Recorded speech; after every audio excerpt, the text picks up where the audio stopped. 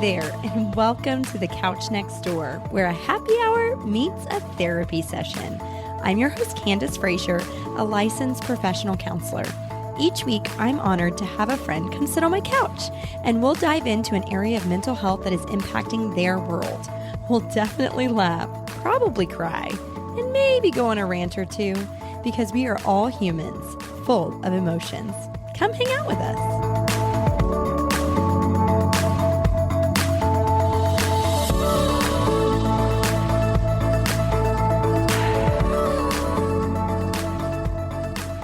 So much research tells us that men and women think very differently, and that's not going to be any different when we're talking about friendship.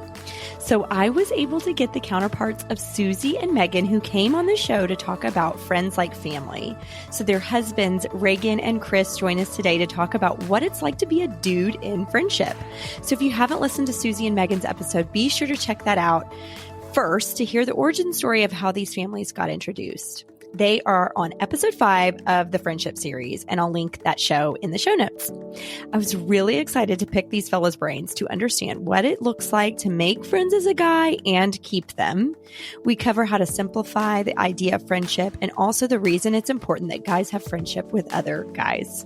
The men let me into some of their bro conversations, and one of the reasons it's important for them to have connection with other men. Here's my conversation with Reagan and Chris. Reagan, Stewart, Chris, Peña, thanks for coming on the Couch Next Door. Happy to be here. Thank you. Happy to be here. So we've got our counterparts from Susie and Megan. So I'm excited to hear y'all's perspective of y'all's friendship. They came on and talked about friends like family. And so we got a little bit of sort of a window into how y'all's families got connected. But I'm excited to hear y'all's perspective of what friendship has looked like. So who wants to go first in introducing their friend? I can go, I guess. All right, Reagan.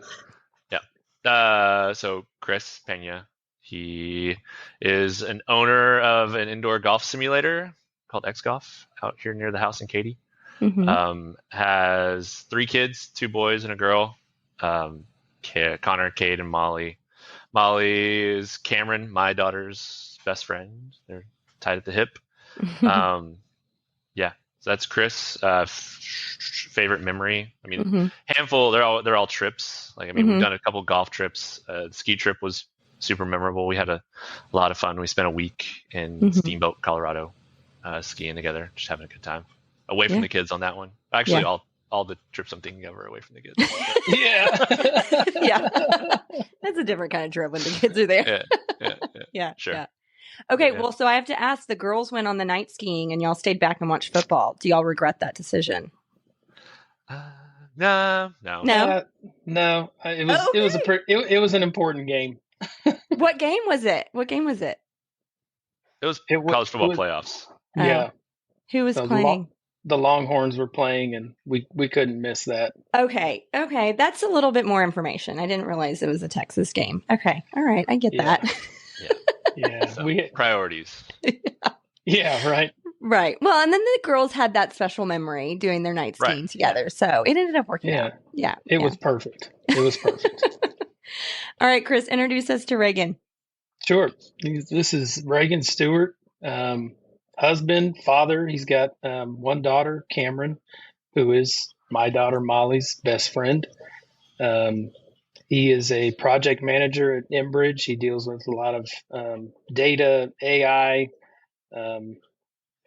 coding, and with his company. So he's a pretty smart fellow. Okay. Do you have a favorite memory or favorite thing about Reagan? I mean, they're all going to be the same trips he's talking about. We've done golf trips to Austin. We've done Lake Charles. We did Steamboat, and then. If you include the trips that we've done with our families to Florida every year, those are always a lot of fun. Yeah. What is it about traveling together as friends that's sort of like, I don't know, because I talked to another group of friends and they've never traveled together. I mean, what do y'all think about traveling with friends? What does that do to the relationship? I mean, when you travel and you know if you stay in the same house or same hotel room, right? You might there's everybody has different habits at night or in the morning, so those habits surely could you might think of somebody differently, or in our case, I mean, it doesn't really matter. Yeah. Nobody's ever had an issue. We all get along pretty well. Yeah. But yeah, I can see how traveling could make or break a friendship for sure. Well, and I mean, you kind of see a different side of your friend probably. And so kind Yeah. of like what you're saying, it could bring you closer together or maybe Yep. make Yeah. that a little different of a relationship. Yeah. Yeah. And to make that point, I had a friend in college who was, one person in front of us, and then Mm, outside of that, when we were around maybe somebody in his family or somebody else, it was a completely different really? person. Huh. And we're not I haven't talked to him in decade plus, but yeah, Yeah. it's a true point. People can be different outside of your normal parameters that Sure. you see them in every day. Yeah. It makes you see a different side. And because they can't hide that for Yeah, 24 right, hours, right? Yeah. Yeah. right. That's really hard to do. Oh, okay. All right. Well, who wants to start with their rant today? Who's got a rant for me? You can go, Chris. Okay. Today I'm going to rant, since I have joined the service industry, right? Uh-huh. I've had X Golf for a little over a year, and me personally, for as long as I've been going to restaurants or bars, I've always been a genuine tipper, right? If you Mm-hmm. provide good Mm-hmm. service, I'm always going to tip well over 20%. It's just how I've done it. It's, that's their livelihoods. And if it's good service, Mm-hmm. I want to provide a good tip. Since being in this industry, and, I've seen and had interactions with people from all walks of life, I have realized how poorly people not only treat servers, but how poorly Mm, they tip servers. mm. We've had people who will run up a $600-$700 tab, and then they tip $20. Oh And my it's gosh. Oh, that's and bad. yeah, Yeah. we've had people Wow. who have tipped, because we do everything's on a screen, right? And Sure. they put in their tip and they finish the order. We've had people come back, make us cancel everything because they tipped 18% and they only wanted to tip 15.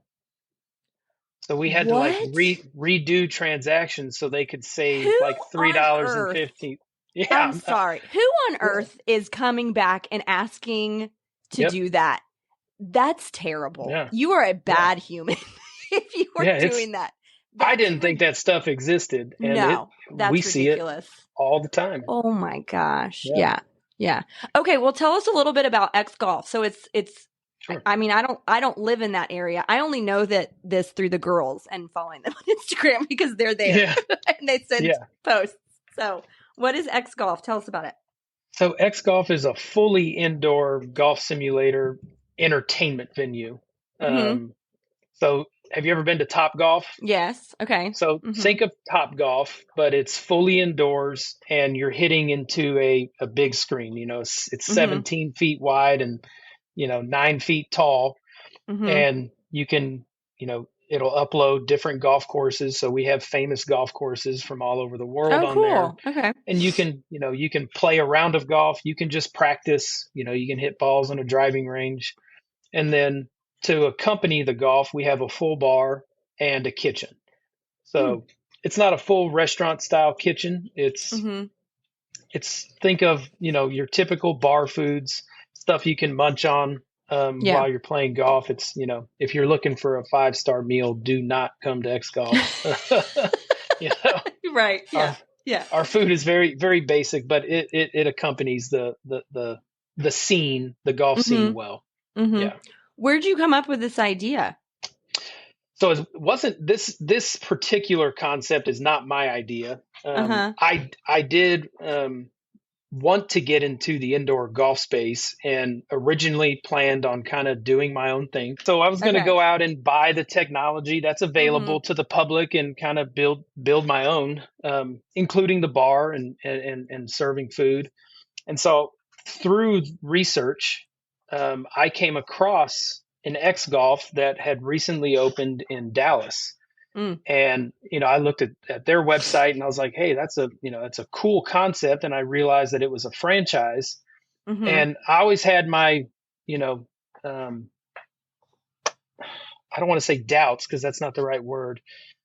I didn't like the idea of a franchise because I know people who've owned franchises before, not in this particular space, but Mm-hmm. franchises in general in my mind were very strict and regimented, and you didn't have room to be creative and kind of Yeah. do your own thing.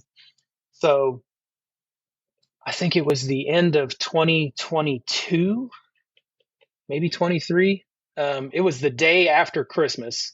Mm-hmm. I threw Megan in the car with me. We had our grandparents up. My parents and her parents were up for Christmas. And so I threw Megan in the car with me on December 26th, and we drove up to Dallas Mm-hmm. to go check out the X Golf that had just opened. And we got in there, and the owner was there, and he was kind enough. I mean, he spent 5 or 6 hours with us, and he just let me pound him with questions. And Yeah.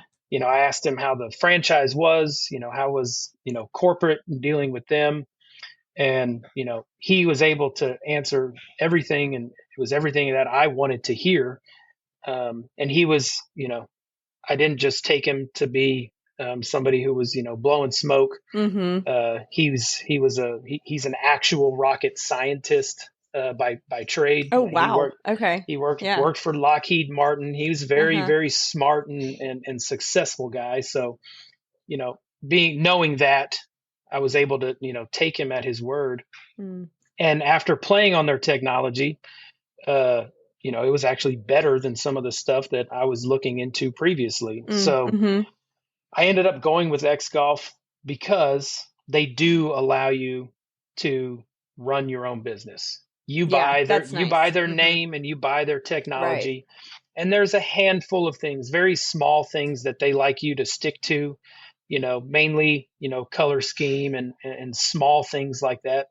Outside of that, they really leave you alone. That's It's good. up Yeah. to you to run your business the way you see fit. And Mm-hmm. it's been enjoyable up to this point. Cool. I wanted to go back to your rant. Okay. So we had an offshoot because I wanted to hear about X Golf. So Yep. what are you telling the world? What do we need to do better to be better tippers, or just to be Mm-hmm. aware of what it's like to be in the service industry and what they're having to deal with these terrible humans that are coming into these establishments? Yeah, What's your I think, advice? I think my view is, I think we've all been somewhere at some point in time where service was terrible, right? Sure. Service wasn't Yeah. good. And being on the service side now, right? I'm not going to say there's never an excuse for bad service, but there's a lot of times There's probably a where reason, right? there are Yeah. reasons, right? Yeah. Yeah. And generally, I have to play devil's advocate on both sides, right? And coming from the business side, as a business owner, a customer doesn't care what those reasons are, Mm, right? mm-hmm, It mm-hmm. doesn't matter to them at that point in time. It doesn't matter if you're short staffed or if the server that you're dealing with had a death in the family the day before, Mm, or mm-hmm. there's a multitude of reasons why maybe they weren't that good that day. So you have to try, and as a customer going somewhere, I have to try to remember that maybe today's a bad day for them, right? Yes. And Yes. Right. I Uh-huh. and coming from a business owner, I think it's important as a customer to inform someone at the time of service that, hey, maybe get a manager involved and say, hey, look, we appreciate the Mm, food was good, the drinks were good, we had a good time, but the service was slow, or our waitress was rude. mm-hmm. I Mm-hmm. just wanted to bring that to your attention. And at that moment in time, it can be corrected, it can be addressed. Mm-hmm. But what we see more often than not is somebody had a bad experience with a particular server, and rather than say anything, Mm-hmm. they go to a Google review and they write a Mm, 1-star Google review, right? mm-hmm. And at the end of the day, I can't control that. But Sure. I think what most people don't realize is, doing that hurts the business more than anything else you could do. Yeah. Right. Yeah. But, Right. So instead of using their words, they communicate it through their tip and or a Google review. Right. So instead of telling somebody, they just tip $1 or they tip $5 rather than saying something. And, if you're going to tip that amount, I still would expect you to say something at the time. Right. And, some people might be afraid of, or, they're not comfortable with that type of conversation, or, I'm sorry, but that's real passive aggressive. It right? is. Like, just grow up. If you're mad about it, say that you're mad about it. Yeah. If you're an adult and there's something wrong, say something. Yeah. So, but yeah, that's my rant. Just be nice, tip better. Everything's more expensive, man. The kids that are working are working for, every single person that works for me in here goes to college. So they're all trying to pay tuition. They got to get, they got to get to and from. They got gas money, and they're working their tails off. So just love it. Be better. Yeah. Be better. All right, Reagan, what's your rant? Before my rant, for the record, I'm a good tipper. Of course you are. Of course. Reagan's never been a problem in the store. You can verify through his bartender Shay. He can vouch for me. Okay. Yeah. Well, my rant is it's two things, but it's the same thing. It's people who either don't put their shopping cart back in the cart bin, or people that don't re-rack their weights like at a gym. Right? So to me, it's just like, it's a basic, easy thing for anybody to do, but the sheer volume of like improperly racked weights or non-racked weights, or just like 5, 10, 20 shopping carts just strewn across a parking lot, like it doesn't. I guess people will just think that it's going to take too much time, or they're too busy, or just too I'm sorry, but what they do with those shopping carts now, like, there are way too many drop-off places now. Oh, yeah. Back in the day when that was like a new thing, there might be one. And still do it, but it was a little bit more inconvenient. Now they're everywhere. You've got like a bunch of them in every couple of parking spots. It's not that hard. Yeah, totally. And I've had this argument with people before, and they're just like, well, what about a mom with 3 kids and she's scared to leave the kids in the car? I'm like, park closer to, like, this is going to happen. Plan ahead a little bit and park next to one of them. Like, you don't just, like, you have the option to park near one. If you have to park further away, that's a thing, sure. But like, just plan slightly. I was fixing to say that because that's what I do. I'll drive around and find one next to one of those bin things, and 100%. I'm good to go. Yeah. Yes. And I've been that mom. I remember I was at Hobby Lobby, and I think they only have one of those things. Oh, no, they don't even have one of those things. And I had the little one, and he was a baby, and I'm just carrying him and putting the, because that's the right thing to do. Right. Even if it's inconvenient, that's the right thing to do. Yeah. So like, at a very basic level, if you do, or I guess if you do or don't do that, that gives me a real quick measure as to like what type of human you are, and how much you value like your life and your time over anybody else around you. Right. Because to me, those people are just like, they think that they are the center of the universe, and they're just like, they don't have time to do that. Somebody else will do that. Yeah. It's not my problem. Yeah. Because it doesn't take that much effort. Yeah. Okay. Tell me about the weight thing. I'm not part of a gym. I'm not part of the gym culture. What's happening at the gyms?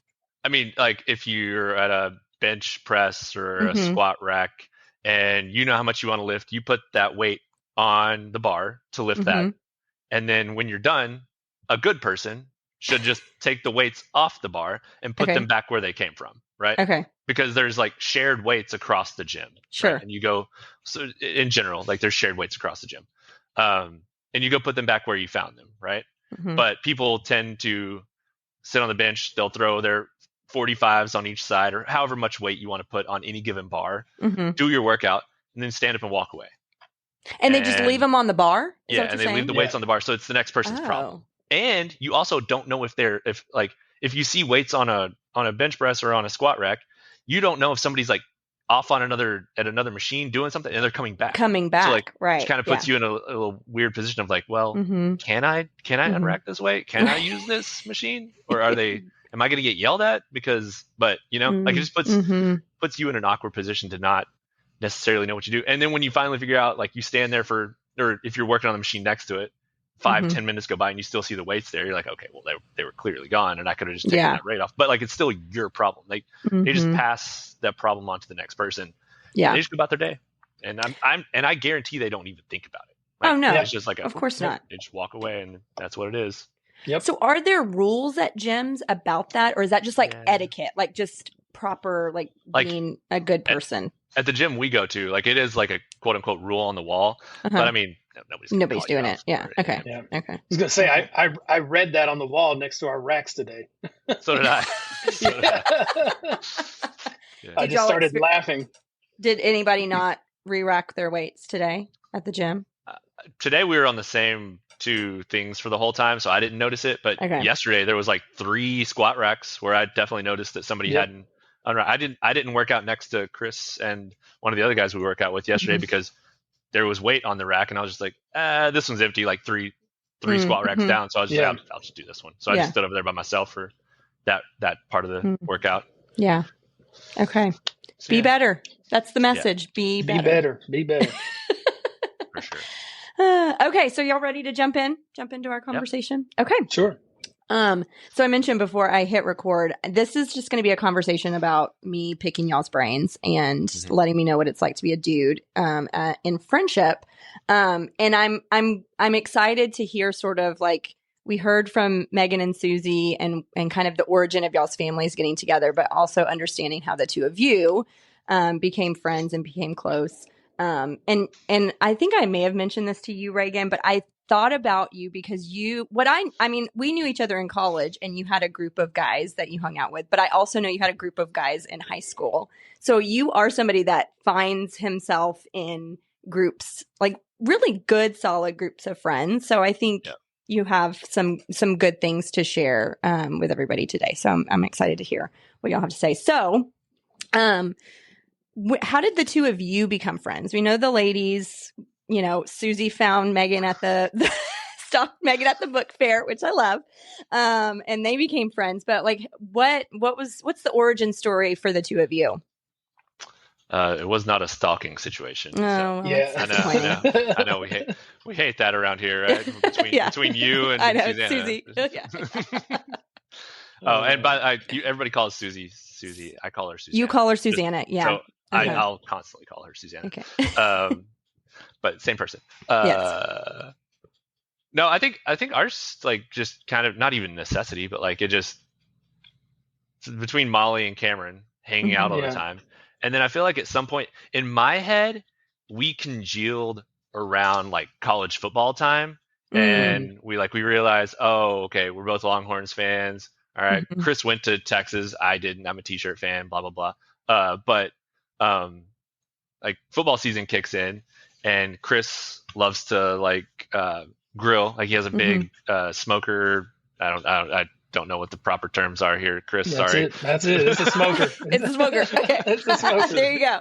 He has a massive smoker in his backyard. So like he loves to like cook out and like have people over to watch football and do all the things. So I mean, it just in my head, like it started to come together like when those events started happening. Cause I mean, on a weekend, kids need to do something. Parents want like kids to play with kids and all the things. So like just kind of naturally occurred in my mind. And so I think Texas football brought us together as friends. Yeah. I love it.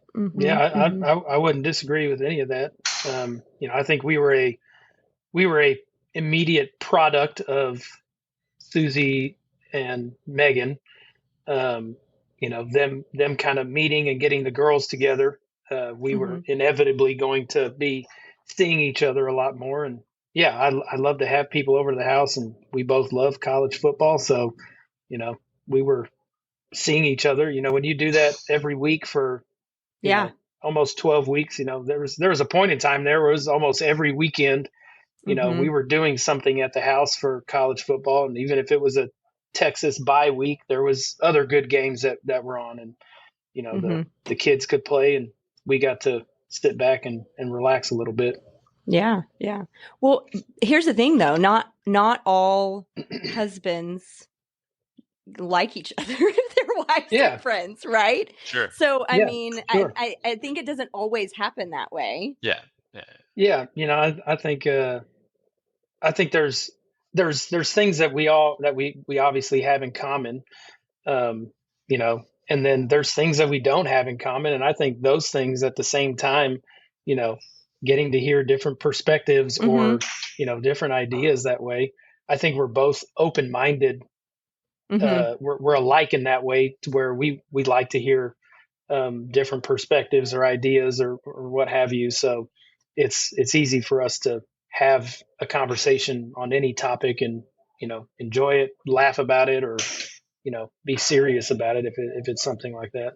Yeah, yeah. So how did y'all figure out y'all had that common link with college football? Was it just like, hey, it's a game day and Chris, you invited the Stewarts over, or how did that sort of come about? Yeah, I think at this point in time, there was probably I'm going to say, I don't know, maybe 3 or 4 different families that, we were, I guess, friends with, that were all in the neighborhood. And, we probably sent out an invite to everybody to come over. And, I think throughout those weeks, it was pretty easy for me to tell that, Reagan was the easiest one to click with, Yeah. Yeah. Pretty easygoing over here. Yeah. Yeah. Men are very simple creatures. We're not complicated. Although, what are you saying? Are you saying women are complicated? We try to be. Yes, y'all are. Yeah. See, we would probably say the same about y'all. You're so simple that it's complicated for us. We're trying to make it complicated. Yeah, I think it's almost reverse, right? Women wear their emotions on their sleeves, and you can clearly tell when something's wrong, and men are the exact opposite. Everything. I think we hold a lot of things internal, and it's hard to see when there's an issue or whatever, unless there's clear communication. But I think it's complicated in 2 different ways, right? Getting the answers out of a man is hard. Right. Trying to fix the issue with a woman is hard. Or, I mean, even if the woman's trying to fix the issue, maybe she doesn't even want to. Maybe she doesn't want you to fix it. 100%. Yes. Understanding when, are we in the just talking about this phase, or are we looking for solutions? Yes, very good, Reagan. Yes. Where are we at? Maybe it's just a rant. Yeah. Absolutely. We like to go on rants. That's why I have that segment on my podcast. Yeah. I like to go on rants. Okay. Well, I think that's a really good point, Chris. So, I mean, like what you're saying, a lot of guys, I don't want to say all guys, but a lot of guys maybe are a little bit more internal and don't express themselves. How do you think that, I mean, this is a question for both of y'all, but how do y'all think that impacts guys being able to connect with one another? Do you think that impacts it at all? Maybe that's an advantage. I don't know. I think because guys relate in relationship differently than women, how does that impact just the ability to connect with other guys? I mean, I think if there's a mutual understanding that, you can be open with one another about those things, have that deeper conversation. I think that, emboldens your relationship with whoever that is. I think it makes your friendship stronger. But you have to be willing to do that, right? Sure. Yeah. What were you going to say, Reagan? Do you have something? Yeah. I mean, I just think, I don't know.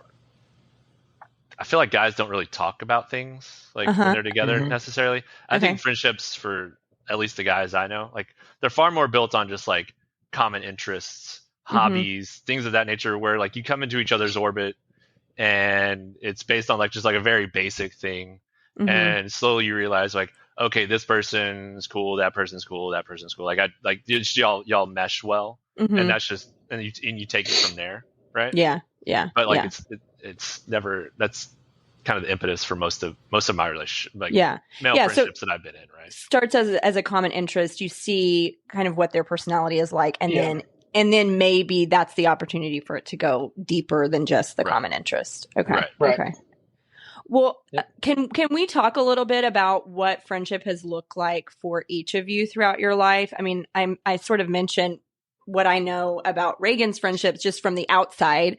But I would like to hear just what that's looked like for each of you, just throughout, from maybe younger version of self to now. What has that been like for y'all? Yeah, I mean, at least for me, it's been like exactly what you say. Like I had like a group of friends when I was younger, group of friends in college, and then now I have my friends neighborhood group as an adult. But I think it still does go back to what I was mentioning a second ago. It's just that orbit, right? Like where when I was younger, I was going to church all the time. And so my friends growing up, like, were just people that were in the church, and we had common interests and whatever. A lot of that was based, like in high school at least, was based around cars. We loved cars. People had fast cars, things of that nature. So that's where our friend group like came out of high school. Still talk to a handful of those guys to this day. And then in college, it turned out to be like, I was thinking about this, I think it was yesterday maybe, but college, it turns out like it was a bunch of people on just like that one part of my floor in my dorms that like it's still those guys that like I still were friends. And then Jason on the outside, like he didn't live in the dorms. But yeah, how did he get into that group? No idea. I have no idea. No, I know what it was. Y'all were in the orientation group together. Was it the orientation group? Yes, because he was Jazzy Jeff because they kept calling him Jeff, right? Or something like that. What was your like? Didn't you have to have like a thing? I don't know. I just remember they never got his name right. Yeah. I do. Now that you say that, I do remember that was something about it. So that's how y'all were friends, and then that maybe how he got into y'all's group with the guys on your dorm. Okay. Yeah. But it was like looking back, like it was just like JMO and GK and those guys, like they were all lived like within like 3 or 4 rooms of us on that same hallway in the dorm. And that was like 3-4 story dorm with a couple wings on it. And like, I don't know anybody else that I remember nobody else from that place. But I remember like just that little section of us. So like I said, common orbit, that, and then now adulthood, it's just like we're on the neighborhood, kids running around together. You hang out with parents that you run into each other. Oh, my kid wants to hang out with your kid because they play all together. They talk about each other all the time, and it just becomes a thing. Yeah. Like I said, just whoever connects the best out of that like, swath of people. Yeah. Well, and when I think about our college experience, Reagan, I think y'all's group was a very special niche we went to small Baptist college in Abilene. There's a lot of people that we wouldn't relate with, right? Like the large majority of it. Exactly. The large majority, 100%. So I think it's so interesting that y'all's little group found each other because y'all weren't the majority. And if we're being honest, y'all used to sit at this table right when you entered into the caf and y'all would just make fun of everybody. It's so easy. I was just because it was real easy, to make fun of people. Fish in a barrel, like come on, like. Yeah. I will never forget. There was somebody, and Jason and I still talk about it. Black belt, brown shoes that y'all. Oh named. Yes, black belt, brown. He remembers. I talk about him to this day to like random people at work. I'm dead serious. That's amazing. Well, y'all just were so funny that y'all came up with nicknames for everybody. You didn't know who these people were, or you did, but they just like I don't even know who Black Belt Brown Shoes was. I just probably never knew his real name. Probably never knew his real name. Yeah. Never talked to him. Just would see him. Why would you? Brown shoe. Yeah, I'm just gonna judge you. He's probably a super nice guy too. Probably. Unfortunately for him. Yeah. He was like a running joke for the better part of like 4 years. He never even knew it. Yeah. But that was a really like special group because y'all had to find each other. Otherwise, y'all each would have been very isolated because y'all, it's not like y'all were all exactly the same, but y'all had kind of what you're talking about, Chris, an open-mindedness. Y'all had some similar interests. Y'all have very similar sense of humor. Those kind of things just sort of made y'all magnetized to each other. And in a world where there wasn't a lot of commonality with the majority of the people at that school. So I think it's really cool. Yeah. Yeah. Okay. What about you, Chris? What does friendship look like throughout your life? Yeah. I mean, growing up, similar, right? You had your social circles, whether it was sports or, just people interacted with at school.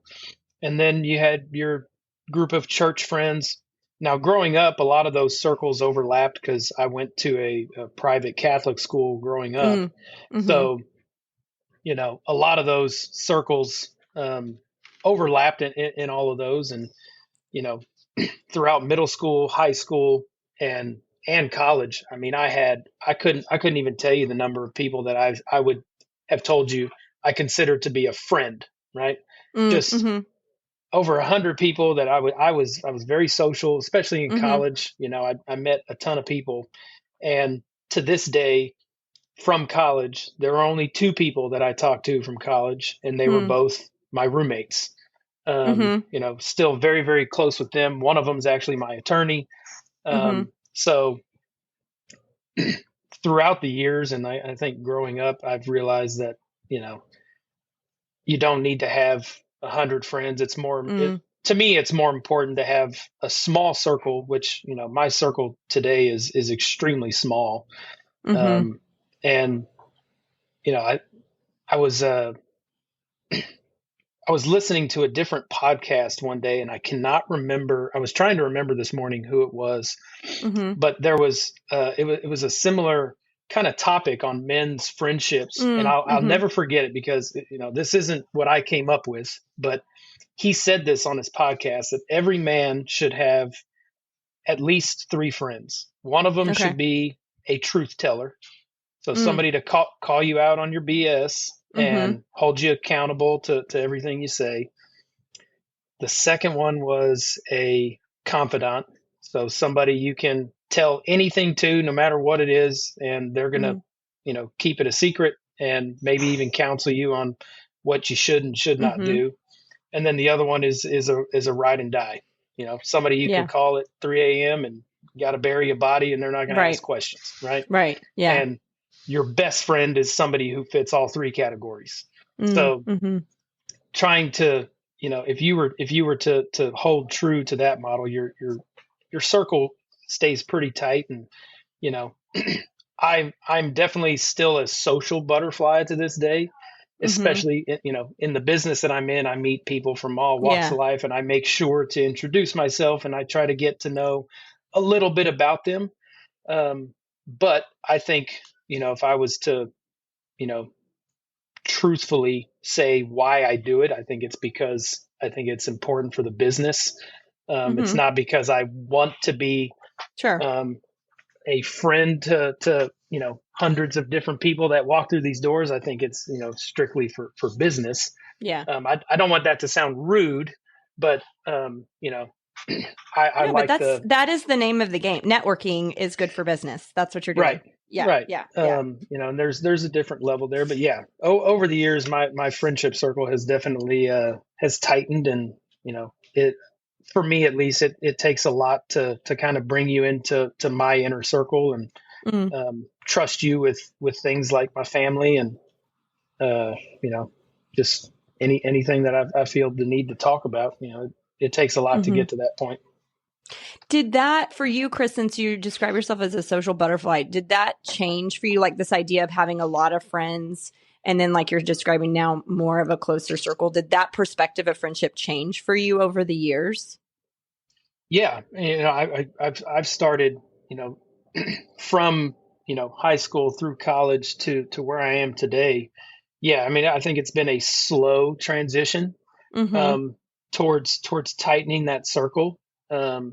It also, as you kind of grow older and you get into a career and you get a family, there's a lot of, I used to feel almost obligated. If I had 25 different friends, I almost felt obligated. Like I have to go see this person or I have to go meet them for lunch or I have to go do this. And it kind of, stretches you out really, really thin because you want to try to meet those obligations and make sure that, you're getting FaceTime with everybody that you want to. And it eventually comes to a head where you That's can't exhausting. do it, right? Yeah. I mean, it's almost impossible. So, right. Keeping that circle smaller reduces the amount of stress that you feel to get out and meet people or talk to people or stay friends, quote unquote, I guess. Yeah. And the easy ones just happen. I probably see Reagan every single day for one reason or another. At some point in the day, I probably see the guy 7 days a week. So those are easy to do. Yeah. Yeah. Well, and kind of like what you're describing too, when you have a smaller group of friends, it allows you to go deeper. I mean, you can't go deep with 25 people. That's right. That's taxing and unrealistic. But when you sort of create a smaller circle, it allows you kind of what y'all mentioned before, maybe it's the common interest that starts, but then you can go deeper and get to know each other and have more vulnerability when it's less people that you're doing that with. Right. Right. Oh, yeah. Yep. Yeah. Okay. So y'all mentioned typically guys they're not as emotive, right? And maybe that impacts how they become friends. Like, are there any other things that maybe from y'all's perspective, maybe make it hard for guys to connect in friendship with one another? No. The answer is no. Yeah, we're very simple creatures. I mean, okay, let me ask you this. Does ego ever get in the way? Like if you have one. If you like competition? I'm not that guy. I mean, I know you're not that guy. And if you're friends with Chris can't be that guy either.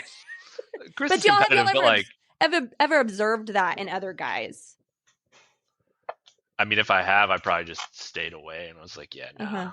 Okay. Yeah, I mean, I've known people who've had a really big ego, and I'm better than they have that feeling of I'm better than you. I'm not friends with them anymore. Or, I don't have any friends like that to this day, but it is off-putting. What's off-putting about it as a guy? I don't know. I just feel like it's. I don't even know if it's like as a guy thing. Like it's just anybody who thinks. Well, I agree. I was going to say, women can be competitive too, just in a different way. But it's just I enjoy competition, right? Yeah. Coming from the sports world, like if you want to be competitive in whatever it is, I enjoy that. I have a competitive nature to me, but it's competitive in things that are fun, right? I'm not competitive in the sense that I have a bigger house or I have a better car or I have more money or I have, I've gone on more trips, those types of materialistic things. Yeah. I have absolutely no desire to be competitive in those areas of life. You want to be competitive in fantasy football or in a golf round or something like that. Let's do that, right? That's fun. Put $100 on the line and we'll go have some fun. But it's when people, for me at least, it's off-putting when, you're having a general conversation and, you're like, oh, hey, I bought a new car. It's like, oh, well, I've had this car and this car and this car. And then it's like, oh, well, don't care. That's the other way. Don't care. Yeah. But in that way, it's off-putting. Yeah. Well, and I'm even thinking like competition, like fantasy football or golf round or whatever. I mean, I could see even like that might start that way as a fun competition, but if somebody takes it to another level, right, then we're probably not going to gel and be friends. You're not in my close circle. Yep. Yeah. I mean, we've golfed with that guy before. Yeah. Right? Where there's a guy out there and just like any shot that he takes, it's like, oh, well, it's because I need a new club. I need to bend this club this way. Like just every single thing that happens, like they have an excuse for it. They give you a tip on how, like if you hit a bad shot, they're like, oh, it's because the ball was back in your stance. Like I've hit that shot 30 times today and it was all fine. Like it's not, like it's just those guys. I mean, they exist. Yeah. Well, and for women, there's competition, but it's a little bit, I don't know. I can say this, maybe a little bit more manipulative, and like we may be trying to one up each other or other women maybe trying to one up each other about their children's, accomplishments or, those kinds of things. I've definitely seen that and walked the other way. And I'm just like, okay, I'm not talking about my kids with you. Right. Yeah. Well, but I definitely think that I've never like had those like people in my orbit like for too long because I probably just noticed it very, very early on. I'm like, I'm not going to spend my time here. But if you're if you're somebody like that, you probably have a hard time making friends, right? Yeah. Yeah, I would imagine so. Yeah, unless you're and maybe they're so unaware of themselves that they don't even realize that they don't have friends, which that probably could be the case. Could be true.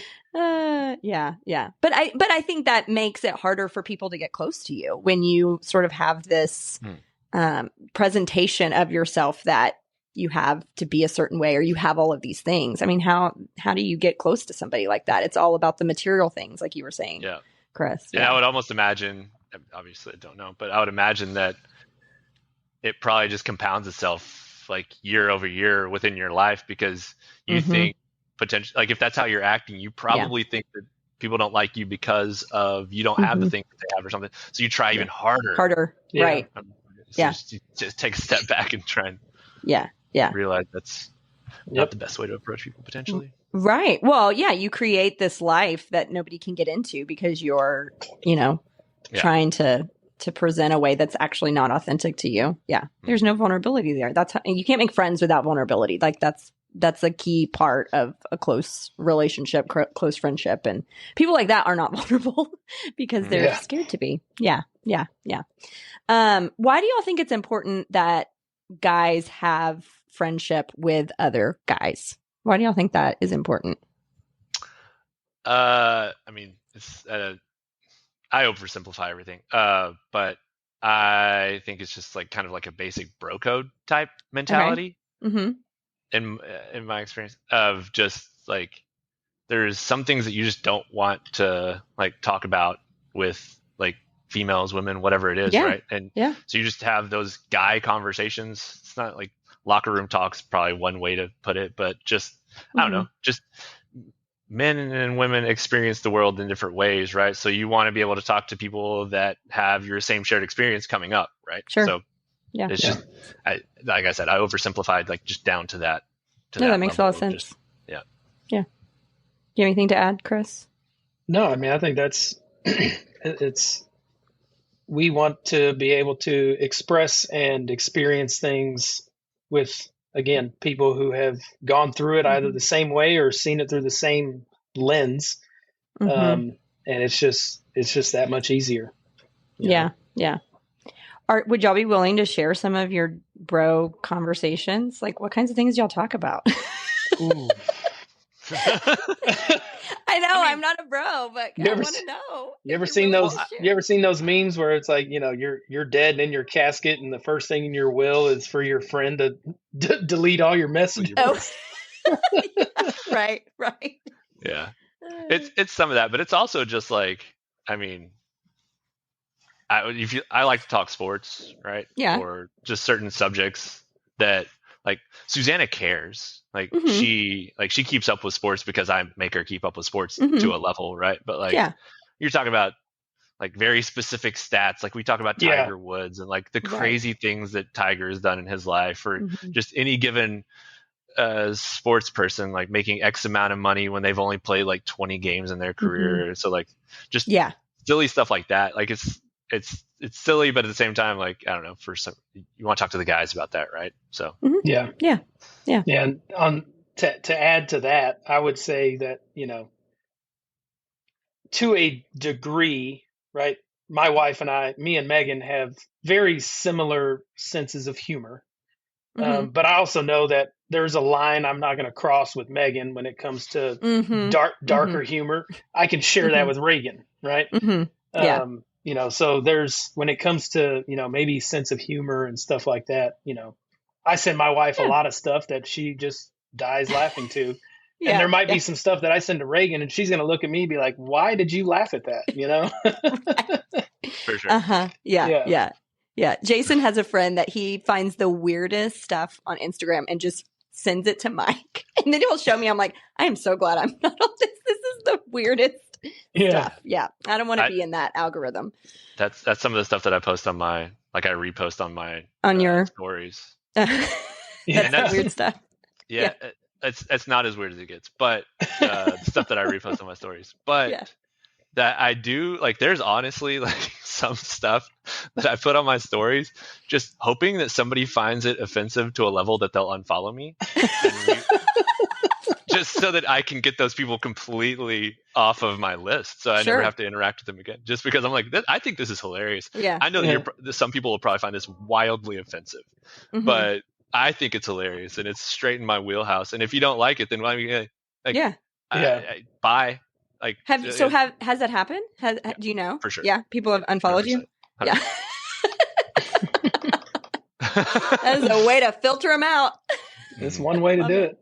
That's right. Yeah, it works. Yeah. Okay, so one thing y'all talk about is sports. Do y'all talk about family stuff with one another? Do you talk about you have to get in the nitty gritty, like your marriage, your kids? I mean, because those are topics that women talk about.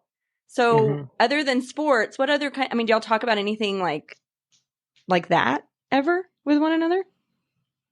I mean, we talk about the kids for sure. Yeah. I mean, especially Molly and Cameron. Like, they're exact same age. They're tied at the hip. We know that like the tough conversations are going to come with them, and just like how we're going to approach them. We have very much like the co-parent mentality between us. That like if Molly finds out about something, Cameron's going to know about it. So like we're going to need to be like on the same page as to how we're going to talk to them about these things and all that kind of stuff for sure. Yeah. Like when it comes to the kid side of it. Yeah. Yeah.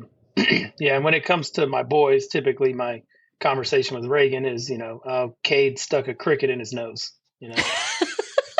something to that effect that the boys do stupidly, they're not as advanced as the girls. And he's like expected, Right? Like, good luck with that. I got no. Yeah, got nothing. I know. Boys are a whole other. I've got two boys, Chris, 14 and 10. And I was the girliest girl, and I was like, what am I doing raising these boys? But they're something else. Yeah. So we have those conversations for sure. Okay. Yeah. Okay. But probably not to the level of women. Yeah, I was going to say probably not as in depth. I mean, it's probably more surface level when it comes to family and kids and stuff like that. But we've had deeper conversations regarding specifically to what Reagan was saying, when these topics of, sex and all these other things with the girls come up, and we know they're coming, how do we approach it? Yeah. Well, y'all work in very different careers. Do y'all ever talk about work with one another? Work dynamics? No. I mean, I do to an extent. Yeah. I know Chris's work because I'm at his work. Yeah. Sometimes Reagan works at my work. That's true. Do you get tipped well? Zero tips. Zero tips. Shay might bring me a shot. That's your tip. That's my tip for grabbing some garbage out of the parking lot or something. Yeah. I think we talk about work. I mean, I know I dump shit on Reagan all the time, and what happens at X Golf, or somebody did this, somebody did that, and Reagan does the same thing. If he's got a big project or something like that he's working on, he's not afraid to let me know his stress level. Yeah. Well, that's good. Okay. That's pretty much any time I talk about work is if I'm stressed out about something that's happening. But like generally speaking, like when I leave work is work, and I work to live. I don't live to work. Yeah. So Yeah. Probably slightly different from Chris. Yeah. He's been even in his last job, like beyond, like before X Golf, like he was working all the time. Like I know a few people that are just like constantly working, and I'm the opposite. If I could, I would retire today and never look back. Like I do not like working. I don't like corporate America. I don't like all the things. I just want to live. Oh, if I won the lottery, X Golf would be immediately abandoned. You know, I would sell it for a penny and never work a day in my life. But I do, to an extent, I do enjoy building something, and I enjoy the work. I enjoy the stress to a degree. I think it's challenging. I find those types of things challenging. Yeah. But yeah, if I didn't have to work, you wouldn't find me working. I'd be on my own golf course. There you go. Yeah, exactly. Yeah. I would also be there. Sure. Of course. Yeah. Well, is there any advice that you would give to other dudes if they're maybe they don't have a good core group of friends, or maybe they struggle in finding those connections and friendships? Do y'all have any advice for them? I think if somebody's looking for friends, I would say, you can't be afraid to be social, right? If you're looking for things to go do, go find, entertainment places, like mine, or like a Topgolf, or a golf course, or any type of entertainment place that, those types of places are always putting on different events, or they have leagues, right? Find your hobby. Maybe it's not golf. Maybe it's something else. Maybe it's softball or volleyball. There's pickleball is another big one nowadays, and they've got, all of these different businesses put on different types of events that, you can sign up as a single and go meet, go meet people. And once you do meet people, I think it's important to remain authentic to yourself, right? Don't change your beliefs or say something just to get somebody in your realm. Because at some point in time, it's going to come out, right? I mean, if you look at Reagan and I, we're probably the two most polar opposite people when it comes to politics, right? I mean, just when you look at that, and we are still best friends, and that doesn't come between us. We can actually, get really good gut laughs about some of the things that go on in politics, and it doesn't affect our relationship one way or the other, because from day one we're open and honest about it. That would be my advice. Just go out, be social, and once you do find somebody, make sure you're authentic to yourself, and don't change for other people. Yeah, that's good. What about you, Reagan? Yeah, I mean, super similar, right? I mean, just based on my experience of how I've found friends, like just it's usually based around a hobby or just like a shared interest, something to that effect, no matter what that is. And just finding people that just, it makes sense. Like I've never like tried to like become friends with people. Like it's just wherever it starts to mesh, like wherever it clicks, right? Yeah. So maybe just like to Chris's point of like don't try to be somebody else, right? Like just be yourself, and people that like you'll just attract to each other as you're having conversations. Like it'll make sense to be like, oh, okay, we have similar interests, so this makes sense that we would talk beyond here ever again, right? So just very similar. Because if you're not yourself, then this other person, you may not actually be friends with them, and they may not actually be friends with you if you're trying to be somebody that you're not. So that's really good advice. Yeah. Okay. Was there anything that we didn't cover that y'all thought was important to cover? No, not for me. No, at least I don't think so. I think we hit quite a bit. Yeah, you did. What's y'all's favorite thing about your friendship? We could end on that one. I mean, I think it's pretty easy. Yeah. Just not having to work too hard at it. I mean, just back the whole like similar interest thing. I know it's a recurring theme throughout the conversation, right? But I mean, we both watch like similar sports. We both like to golf. All the things. Like we have similar sense of humor. Yeah. So I mean, it's just it's not very high effort. It's low effort and just easy. Yeah. That's funny. I have my little, your little question guide pulled up, and under that question, it literally says it's very easy. Well, looky there. I mean, it's just, it's natural, right? Yeah. Again, similar interests. We have our daughters who are best friends. So it's easy. we don't have to work at maintaining the relationship or friendship, anything like that. It's just easy. Yeah. I think it definitely helps that we see each other so often. Sure. So like, there's no guilt of like trying to like go see somebody. Yeah. Like Candace, one of our common friends, GK, like he lives in Houston, but it's Kingwood. It's an hour away. Right. Yeah. They're busy. We're busy. We rarely see them. I mean, I was in GK's wedding, right? I mean, good friends, but like there is that guilt there, that common guilt, or the frequent guilt of like, I haven't seen him, trying to figure out something. Like you always send the text message. Everybody does it. Like we need to figure out something to do soon. And then you don't. Yeah, then you don't. I know. So like, or at least for Chris and I, and I mean, there's some other guys in the neighborhood too that like we're good friends with. We see them all the time, right? Yeah. And it's just easy because you see them so often, you have common interests, and you're just always around each other. So it just makes it simplifies everything.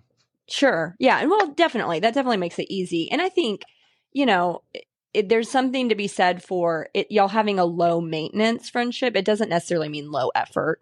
I mean, because y'all, sure, your families are integrated and y'all live close and all of that. But if y'all didn't have the kind of connection, y'all also wouldn't be seeking to see each other out as much as you do, Right. So, I mean, there's still an effort there that you're both making because the other person is important to you and that friendship is important to you.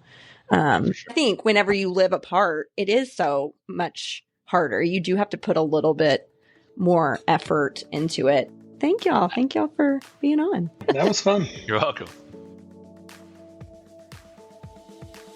I'm so grateful that these guys agreed to come on and provide a window into dude friendships. And I know these guys initially were introduced by their wives, and not everyone will have that same experience. However, the overall theme that these men shared was to keep it simple when looking for friends. Find common interest in those individuals that are already in your orbit, and for goodness sake, be yourself. As a woman, I know the value of having women to process conversations with, and it sounds like the men value the same thing, even though their conversations likely look pretty different. So the steps that Reagan and Chris shared about finding friendship sound simple, but there definitely are things that can get in the way that they shared with us today, like ego and competition. And let me say, women also have a version of that. It just maybe looks different. As a mother of 2 boys, I know that activity is such a bonding tool for men, and it's a way for them to feel connected. So think about shoulder-to-shoulder activity rather than face-to-face. So for the guys out there that find it difficult to connect, take Reagan and Chris's advice. Find a social outlet, get connected to others, but be willing to be authentic to form something deeper.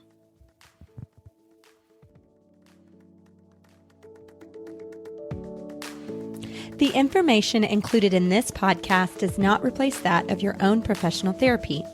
If you believe you are in need of professional assistance, please reach out to the medical community in your area. The Couch Next Door with Candace Frazier was created by me, Candace Frazier. Graphics by Jason Frazier. Music by Josh Bissell. You can find the show notes and affiliate links on CandaceFrazierLPC.com. Click on the tab podcast and you'll find all podcast related content there. I'd love to connect with you on Instagram. Find me at Candace Frazier LPC. Give the show a rating or review wherever you listen to podcasts. This really helps get the show to more listeners in the world, and I would be so grateful to see what you all are loving. Until next time, show kindness to yourself and those around you.